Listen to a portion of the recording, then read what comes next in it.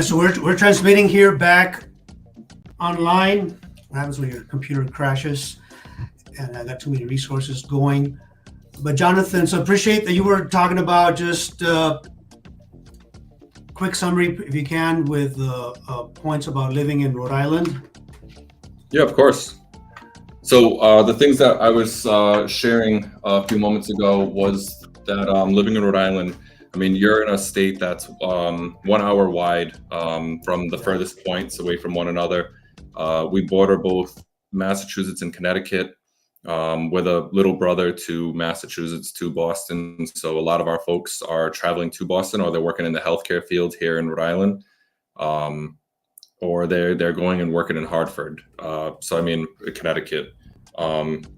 We have a lot of ocean front, even though we have the least amount of it out of the entire out of the states that have ocean front, like beaches and such, because we are the smallest state. But I mean, Rhode Island's a cool place because you can touch just about everything in 30 seconds.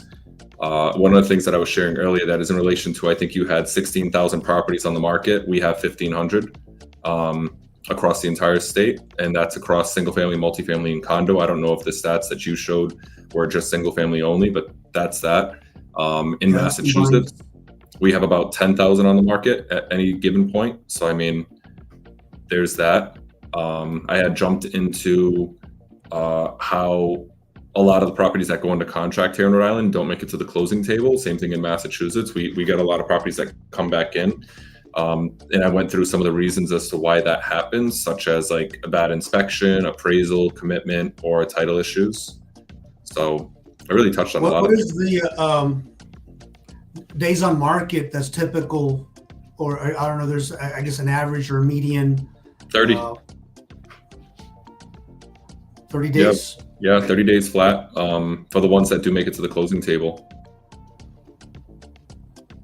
Well, that's not, I mean, we were showing there that gone up to 18 days. So we're creeping up. It was, but I think, again, people have been used to seeing the lower end for years now, that I think we're going back to more realistic and, I don't know the word is standard, but just what's seen in other places. Now, there's some places that are like way over 30 days.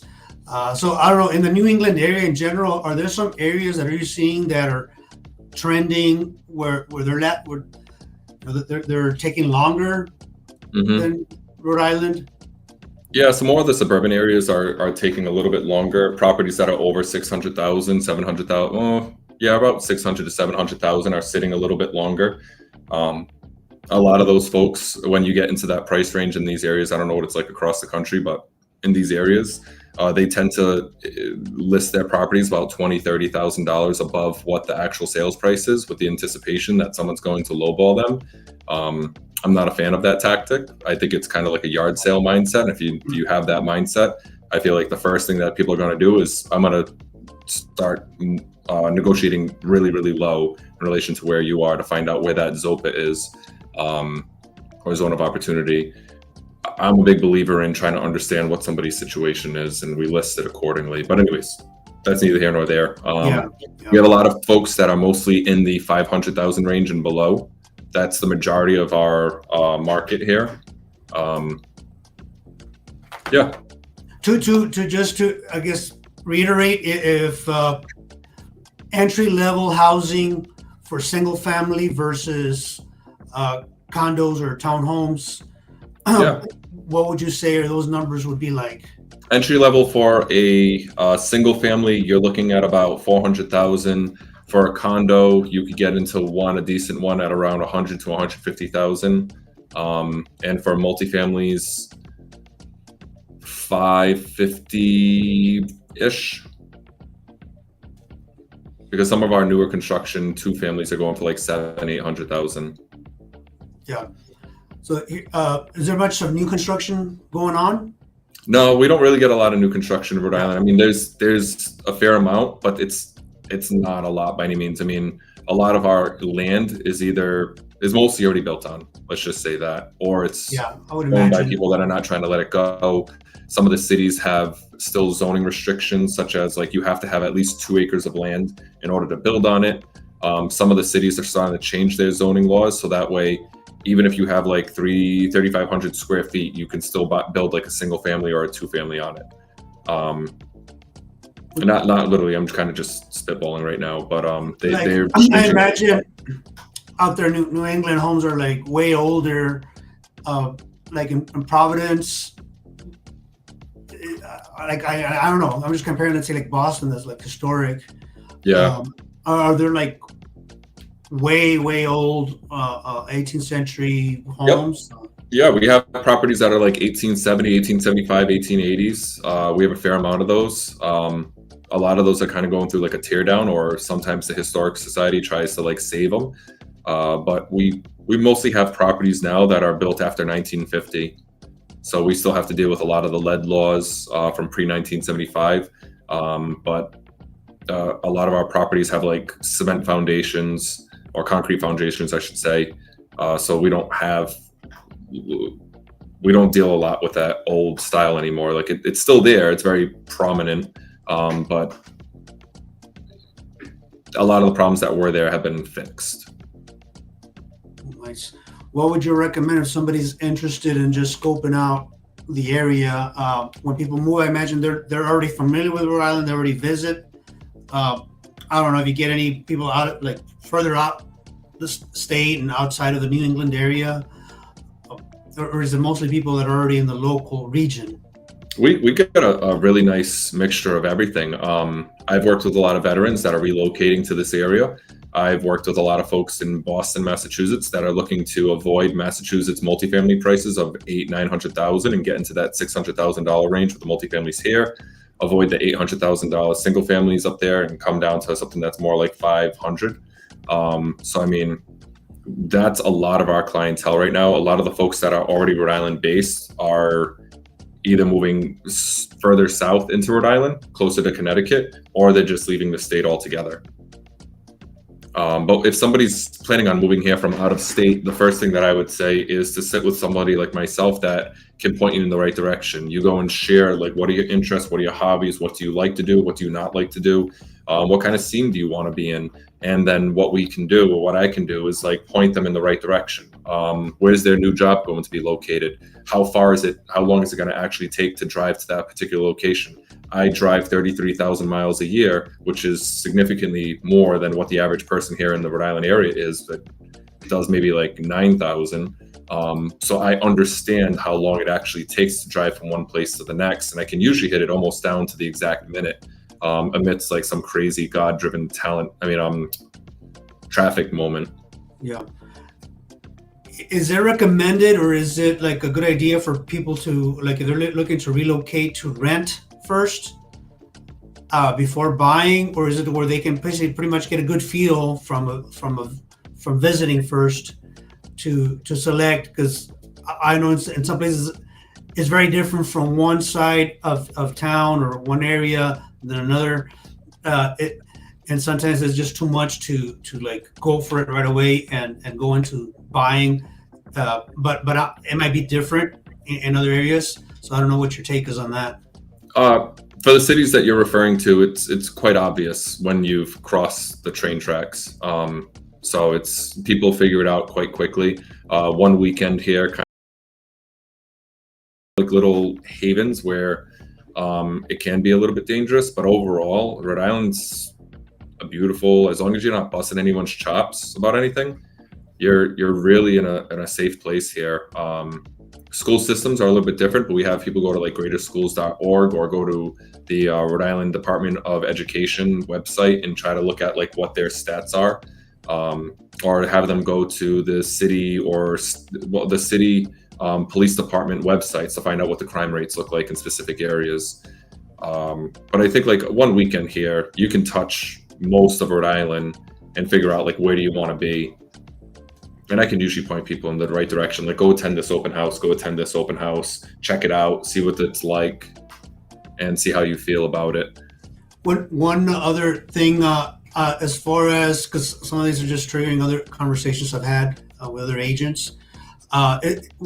You say, the demographic is all over the place. Also, is I guess, as far as age, generational, is it also a mix with that, or do you tend to see a particular range of more people interested in that already live or that moving to Rhode Island? A lot of folks that live in Rhode Island stay in Rhode Island. Very few people leave, and the ones that do leave tend to come back, and the ones that don't leave, they tend to stay in like Florida. That's where a lot of our folks leave to. Okay. Rhode Island's a place where you have generations and generations of families here. They very seldomly walk away. So usually that means that people like living there. Yeah, I mean, it's not perfect. It's not the perfect place by any means. However, it's home. It's convenient. You can I think Dunkin' Donuts, and I'm going to probably get punched in the face for this, but I think Dunkin' Donuts has like roasted onion for coffee, but you can't throw a rock far enough to miss a Dunkin' Donuts. There are jokes that go around, memes, where there was a Dunkin' Donuts like on one corner, and then there was a Dunkin' Donuts on the next corner, like on the very following corner. So it's like right across the street from each other. And so like we have Dunkin' Donuts everywhere. We're getting to a point where like you go Dunkin' Donuts, Starbucks, Dunkin' Donuts, Starbucks, Dunkin' Donuts. And then we have a lot of mom and pop little cafes that are popping up all over the place, which have been my go-to. They've been phenomenal. So it's interesting for anybody that gets to see this video. Is like, do you have things like that happening in your own town? Some specific type things with chains versus the local businesses. Maybe there's some businesses that have grown and become franchises from wherever you're at. But I definitely see that. That was a conversation a good decade ago with the whole thing with marijuana, because Colorado and Oregon were first states to legalize that, and so they were springing up all over the place. And so that same conversation just replaced Dunkin' Donuts with those providers. But I imagine other places have issues like that happen all the time. They each have their particular I don't know, you call them challenges, but just they're interesting for locals, that they see it, that maybe somebody looking from outside doesn't realize what's happening. I don't want to take up much more time. Is there anything else that you want to share that just be interesting, tidbit or about, just if you're thinking of, and I know you serve other areas outside as well, that you kind of see some contrast for sure, that, oh man, I don't think Rhode Island's going to be for you, or definitely I think that's what you're looking for. No, I think that pretty much hits almost everything in a nutshell. If you're really looking for a city life, you want to go to Massachusetts, to the Boston, Worcester area. If you're looking for great opportunities, I know we're talking about Rhode Island right now, but there's Springfield, Massachusetts. You can get some single families and some multifamilies for like $100,000 or $200,000. So I mean, there's a lot of opportunity out there. In Connecticut, along the eastern border of it with Rhode Island, you have a lot of houses that are still $300,000, 4 beds, 2 baths, 1,500 square feet, 2-car garage, and a quarter acre of land. So in Rhode Island, that's about 500,000 or 550, 600. And in Massachusetts, you're looking at easily like 900 to $1 million. So depending on where you want to be. And the cool thing about these areas is that we have a lot of highways and routes that are interconnecting with one another. So if you want to be in that Connecticut area, I-395 comes down that entire that entire border with Rhode Island in Connecticut. And in some instances, it's quite easy to get to. So if you want to live in Connecticut and work out of Worcester, you can do it. If you want to live in Connecticut and work out of Rhode Island, you can do that. If you want to live in Connecticut and troop all the way up to Boston, I've had people do it where they work like 2 or 3 times a week in the office, and they're like, for 3 times a week, I'll drive 2 hours, and they'll jump on, they'll go 395 to I-90, 90 all the way into Boston, and then make the commute back. I have a guy that bought a condo here in Rhode Island, in Pawtucket, and he just jumps on the train and goes up to Boston 2-3 times a week, lives out in Maryland, but will come up and stay here and just use that train because it's a lot cheaper than buying out in Boston to just live there for 2-3 days a week. So it's well, those are some of the benefits with areas that you have. It's really easy to get around over here. I think here, like, it's pretty much like, I don't know, say that if you're stuck, but you make a decision and it's kind of like, well, that's what you're gonna have to deal with day in, day out. There's not too many alternatives. and there's been a huge growth here over the last 15 years. I think we have now a net migration out of the state here recently, but for the most last 15 years or so, it was a net migration top. Now you see where people are moving to. You can look at those stats. But man, that's Florida and Texas. That's where most people are going into. Yeah, and it's huge. So you have all sorts of, and I can tell you, I'm originally from Texas. So it's very different. South, north, central, east, and west, all over. I'll put up your info once again, just to say, people are interested in talking to Jonathan on Rhode Island and get to know that part of the world, part of the U.S. Anybody has ideas on, hey man, I'm curious about this location, make sure to comment, to like, to share, and it'd be interesting. What other agents should we bring along and in other parts to have this kind of conversation? But I think it's nice to kind of step outside and see what's out there. Thanks again, Jonathan.